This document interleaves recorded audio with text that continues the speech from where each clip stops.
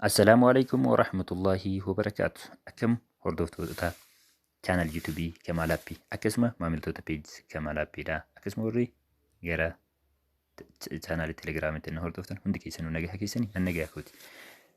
Egaa viidiyoo har'aa kana keessatti appilikeeshinii bareedduu ta'e kan namni kamuu bilbila isaa irraa dhabuu hin qabne isiniif qabadee dhufee jira. San dura warri channel YouTube Kamal Appiif maamilan ta'ani YouTube keessan irra seenaa Kamal Appii jedhaati subscribe godhaa irraa fayyadama. Egaa gara barnoota har'aatti yookaas deemnu taate viidiyoo har'aa kana keessatti appii bareedduu kan namni kamiyyuu bilbila isaa irraa dhabuu hin qabne takka isinii qabadee dhufee jira. Appiin kun yeroo keessan isiniif qusata akkasuma ammas haala isin gammachiisuun akka isin bilbila keessan fayyadamtan isin taasisaa jechuudha. Fakkeenyaaf mee isin agarsiisu. An kiroomii kiyya keessa seenii fayyadamaa jechuudha. Faayidaa appii tanaa jechuudha.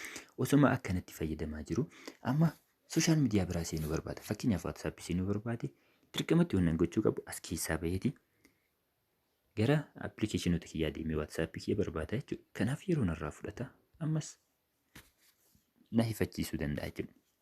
Appiin kun garuu iyyuu hin ifaajin yeroo siif qusadha anas siif jira naan jetti. Mee akkamitti ka jedhu waliin ilaala. Appilikeeshinicha Play Store irraa gabbuufattu. Liinkii isaa description jala isiniif kaa'ee jechuudha. Kanaaf achirraa buufattan erga buufattanii booda keessa seentan haala salphaa ta'e kanaan sana booda isaan kan hunda isaaniitu on gootu jechuudha. On gootu okay jettanii ammas dhuftanii asirratti on gootu duubatti deebitu kan itti aanus on gootu haala kanaan dhuftanii asirratti ammas ibsitu jechuudha. On gootu ishee kana jechuudha. Allahu jettanii asitti sana booda gara duubaatti deebitu ammas gara duubaatti ammas on gootu kanallee asirratti okay jettuun.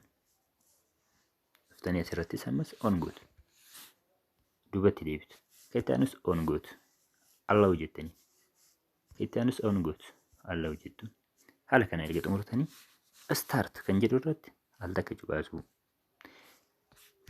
san booda haala kanaan isinii fidaa isin kana irraa balleessitu jechuudha. Appilikeeshinii maayinasii kana tuquudhaan irraa balleessitu haala kanaan akkanatti irraa balleessitu sana booda bakka pilaas jedhu kanarratti tuquudhaan appilikeeshinii isin barbaadan kan gubbaa irratti dafee isiniif akka boo barbaadan irratti cuqaasuudhaan itti dabalattu jechuudha.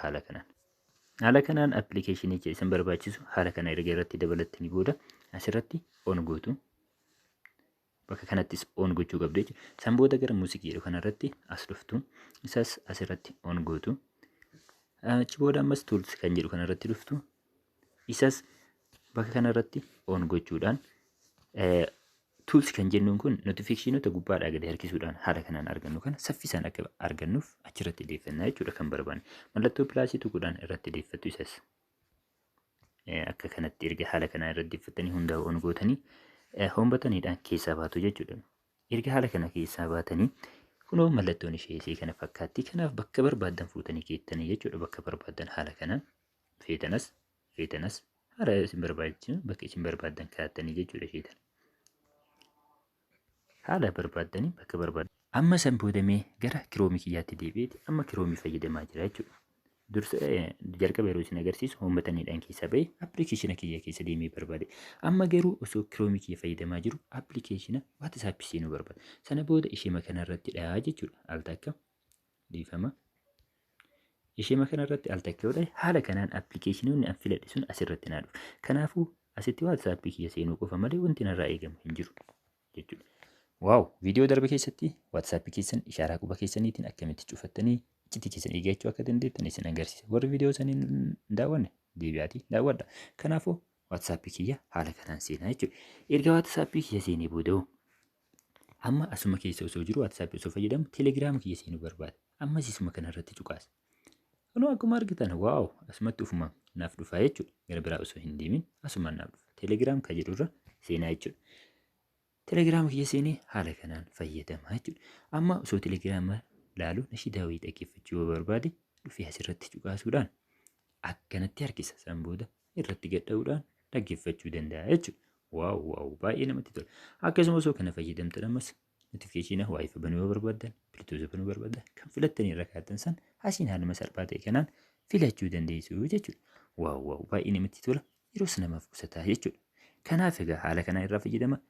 Hankan hadiraa isiniin jedhu hiriyoota keessaniif sheer naaf godhaa isiniin jedhan keessi hojii ture. Kamal Ibrahim chaanaaliin kiyya Kamal Appiidha. Hanga sagantaa biraatii walitti deebi'u.